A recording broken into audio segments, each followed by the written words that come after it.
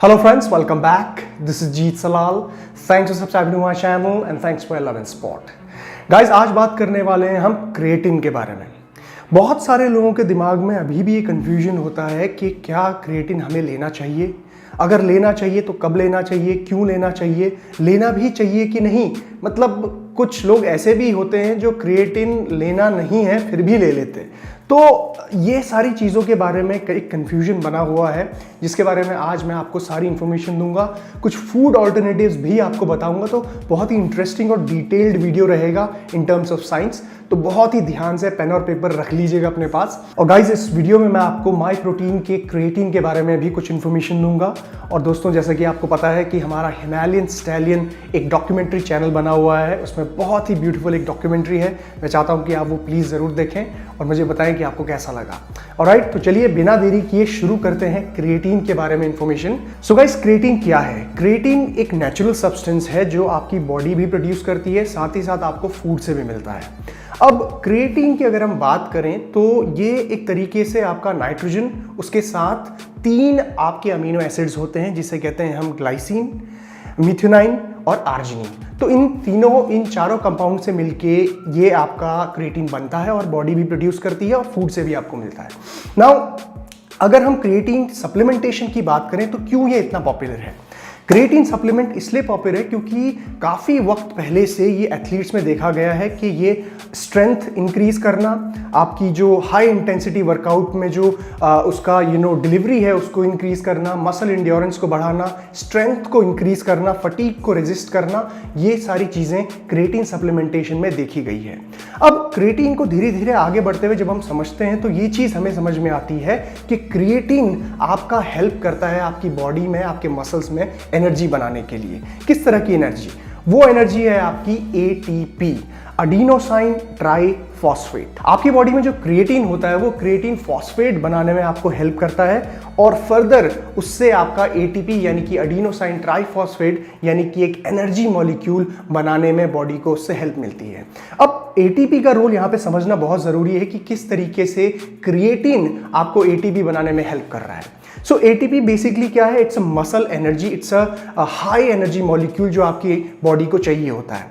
अब adenosine triphosphate किस तरीके से एनर्जी बना रहा है ये समझिए। एडिनोसाइन ट्राइफॉस्फेट यानी कि एडिनोसाइन के साथ 3 फॉस्फेट के ग्रुप्स जुड़े होते हैं और जब भी एक फॉस्फेट, लास्ट फॉस्फेट का ग्रुप टूटता है तो उससे एनर्जी रिलीज होती है और वही एनर्जी बॉडी के लिए मसल कॉन्ट्रैक्शन करने के लिए काम में आती है। अब जब भी ये फॉस्फेट टूटता है तो वो सिर्फ एडिनोसाइन डाइफॉस्फेट रह जाता है यानी कि सिर्फ 2 फॉस्फेट। अब वापस से उसको एटीपी बनाने के लिए एक और फॉस्फेट की जरूरत जो होती है वो आपकी कुछ तरीकों से पूरी की जाती है, जो 3 मेटाबॉलिक पाथवेज होते हैं। सबसे पहला मेटाबॉलिक पाथवे जो है यहाँ पे वो है आपका एटीपी पीसी सिस्टम। अब इसमें क्या होता है कि आपका जो एडिनोसाइन डाइफॉस्फेट था उसको फॉस्फेट वापस से कैसे मिलता है ये देखिए। जो आप क्रिएटिन आपके बॉडी में है, जो फूड से आ रहा है, जो सप्लीमेंटेशन से आ रहा है, जो बॉडी प्रोड्यूस कर रही है, वो क्रिएटिन फॉस्फेट में या फिर फॉस्फोक्रिएटिन में कन्वर्ट होता है और उसके बाद फॉस्फेट आपके एडिनोसाइन डाइफॉस्फेट को मिलता है और वो फिर से एडिनोसाइन ट्राइफॉस्फेट बन जाता है। तो इस तरीके से एटीपी वापस आपको एक मॉलिक्यूल मिल जाता है जो वापस से ब्रेक होके वापस से आपको एनर्जी देता है आपकी बॉडी में मसल कॉन्ट्रैक्शन के लिए। दूसरा तरीका होता है यहाँ पे ग्लाइकोलिसिस। अब ग्लाइकोलिसिस में क्या होता है कि आपका जो ग्लाइकोजन है या फिर ग्लूकोज है वो कन्वर्ट होता है आपका ग्लूकोज 6 फॉस्फेट में, यानी कि अगेन एक फॉस्फेट कंपाउंड। अब उस कंपाउंड से जो फॉस्फेट है वो फिर से आपके एडिनोसाइन डाइफॉस्फेट को ट्रांसफर हो जाता है और फिर से वो एक एटीपी बन के आपको फिर से एनर्जी बनाने के लिए मिल जाता है आपकी बॉडी में। तीसरा तरीका आता है ऑक्सीडेटिव सिस्टम। अब इसमें क्या करती है बॉडी आपकी? एटीपी को ऑक्सीजन की मदद से तैयार करती है, ऑक्सीजन की मदद से जनरेट करती है। अब इसके फर्दर बहुत सारे तरीके हैं इसके अंदर, ऑक्सीडेटिव सिस्टम के अंदर, कभी डिटेल में हम किसी दूसरे वीडियो में जानेंगे। बट फिलहाल के लिए ये 3 मेटाबॉलिक पाथवेज से आपकी बॉडी एटीपी को जनरेट करती है और इसमें क्रिएटिन का बहुत बड़ा रोल रहता है। अब मैं आपको बताता हूं कि किस तरीके के फूड्स आप कंज्यूम कर सकते हैं अगर आपको क्रिएटिन अपनी बॉडी में चाहिए तो। क्रिएटिन को लेने के लिए डाइट से आपको नॉन वेजिटेरियन फूड्स में रिलाई करना पड़ेगा, जैसे कि चिकन, एग्स, मीट, फिश, इस तरह की चीज़ें। वेजिटेरियंस के लिए थोड़ा सा डिफिकल्ट हो जाता है क्रिएटिन को डाइट से लेना, और इसीलिए उन्हें सप्लीमेंटेशन में जंप करने में कोई प्रॉब्लम नहीं होनी चाहिए। और क्रिएटिन को लेने के लिए अगर आप नॉन वेजिटेरियन भी हैं तब भी बहुत डिफिकल्टी हो सकती है, क्योंकि थोड़ा सा क्रिएटिन लेने के लिए भी आपको बहुत सारा नॉन वेजिटेरियन फूड खाना पड़ेगा। फॉर एग्जांपल सैल्मन और ट्यूना अगर आप 500 ग्राम खाओगे, आधा किलो, तब जाके आपको 4.5 ग्राम्स के आसपास क्रिएटिन मिलेगी, विच इज वेरी लिटिल, और ये डेली करना पड़ेगा आपको। तो इस वजह से सप्लीमेंटेशन क्रिएटिन की करना एक सही अप्रोच कहलाती है जब आप ट्रेनिंग करते हो, जब आप वर्कआउट करते हो। तो सो गाइस, सप्लीमेंटेशन में आपको 2 टाइप के क्रिएटिन आपको मार्केट में मिलते हैं, जो आपका क्रिएटिन मोनोहाइड्रेट और दूसरा क्रिएटिन माइक्रोनाइज्ड। अब जैसा कि आपको पता है कि माइप्रोटीन ने हमें अप्रोच किया है उनके क्रिएटिन मोनोहाइड्रेट के बारे में बात करने के लिए, तो मैं आपको कुछ चीजें बताता हूं क्रिएटिन मोनोहाइड्रेट के बारे में उनके। अगर आप क्रिएटिन मोनोहाइड्रेट लेना चाहते हैं किसी भी ब्रांड का या फिर माइप्रोटीन का, तो सबसे पहले आपको देखना पड़ेगा उसके न्यूट्रिशन लेवल में कि उसकी सर्विंग साइज क्या है। जैसे क्रिएटिन मोनोहाइड्रेट का यहाँ पे सर्विंग साइज 3 ग्राम्स लिखा हुआ है, उसमें आपको 2.3 ग्राम्स क्रिएटिन मिल रहा है, तो यही आपको देखना है। उसके साथ साथ आपको बाकी और चीज़ें देखनी है कि इसमें शुगर तो नहीं है, फैट तो नहीं है, कार्बोहाइड्रेट्स तो नहीं है, तो बहुत ही कम, सारे के सारे जीरो, कार्बोहाइड्रेट्स भी 0.1 ग्राम है, which you have to see in your product. और इंग्रेडिएंट्स की अगर हम बात करें तो इसमें क्रिएटिन मोनोहाइड्रेट है, उसके साथ साथ कुछ कलर्स और फ्लेवर इसमें ऐड की गई है, क्योंकि ये पर्टिकुलर जो प्रोडक्ट है इसमें ऑरेंज फ्लेवर है इसके अंदर। सो क्रिएटिन मोनोहाइड्रेट 1 kg का पैकेट है ये। दूसरी चीज़ अगर मैं आपको क्रिएटिन के बेनिफिट्स के बारे में बताऊं थोड़ा सा डिटेल में, तो वो ये है कि जब आप वर्कआउट करते हैं, ट्रेनिंग करते हैं, फॉर एग्जाम्पल अगर आप स्ट्रेंथ बेस्ड ट्रेनिंग करते हैं और आप क्रिएटिन से सप्लीमेंटेशन कर रहे हैं 3 to 5 grams daily on training days, तो आपको देखने को मिलता है कि आपके जो लिफ्ट्स हैं, फॉर एग्जांपल अगर मैं बेंच प्रेस की बात करूं, जहां पे आप जिस वेट के सिर्फ 6 रेपिटेशन लगा सकते हैं, वहां पे आपको देखने को मिलेगा सप्लीमेंटेशन के बाद कि आप 7-8 तक भी रेपिटेशन को टच कर पाएंगे। तो क्लियर साइन आपको दिखाई देता है इन टर्म्स ऑफ स्ट्रेंथ।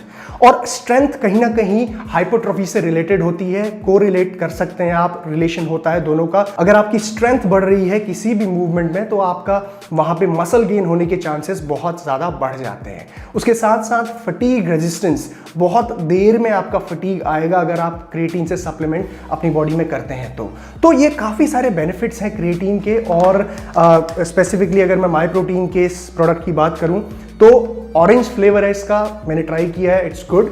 दूसरी चीज़ इफेक्टिवनेस, डेफिनेटली क्रिएटिन मोनोहाइड्रेट है तो काम करेगा ही, और काफ़ी वक्त से ये मैं क्रिएटिन का सप्लीमेंटेशन करता हूँ। अगर आपको इसको लेना है तो आप किस तरीके से ले सकते हैं, 1 स्कूप वर्कआउट से पहले, जैसे ही आप वर्कआउट करने जाते हैं उसके 10-15 मिनट्स पहले आप प्लेन वाटर में इसको मिला के पी सकते हैं। अगर फ्लेवर्ड ले रहे हो तो बहुत ही अच्छा है। अनफ्लेवर्ड अगर लेते हो तो आप उसको कॉफ़ी के साथ भी मिक्स कर सकते हैं, नो नीड टू वरी।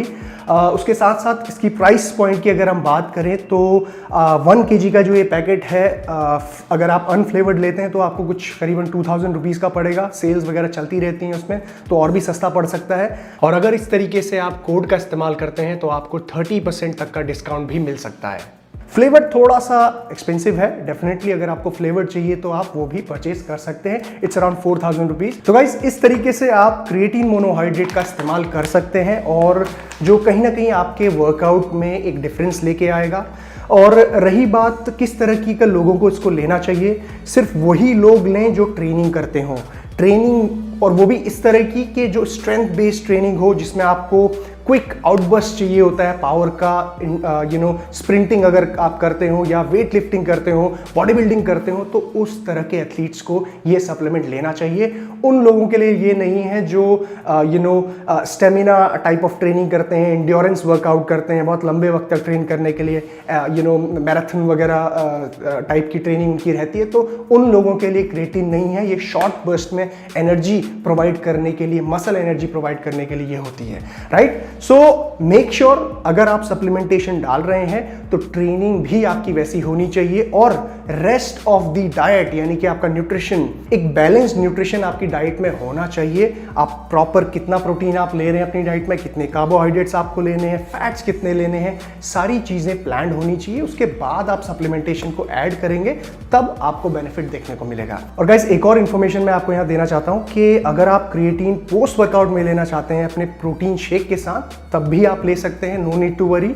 मैं प्रेफर करता हूँ कि मैं वर्कआउट से पहले लूँ तो थोड़ा सा काम मेरा खत्म हो जाता है और आई फील गुड स्टार्टिंग में अगर मैं ले लूँ तो। आपकी प्रेफरेंस है, आप वर्कआउट के बाद भी उसे ले सकते हैं, लेकिन ध्यान रखिए नॉन ट्रेनिंग डेज में नहीं लेना है और वर्कआउट के अराउंड ही लेना है। सुबह लेने की कोई ज़रूरत नहीं है ब्रेकफास्ट में। तो गाइस ये थी सारी इन्फॉर्मेशन क्रिएटिन को लेके। अगर आपको ये वीडियो पसंद आई है तो make sure you hit the thumbs up button, और अगर आपको कोई कंफ्यूजन है तो कमेंट सेक्शन में मुझे बताइए। टेक केयर, जीत सलाल, बाय बाय।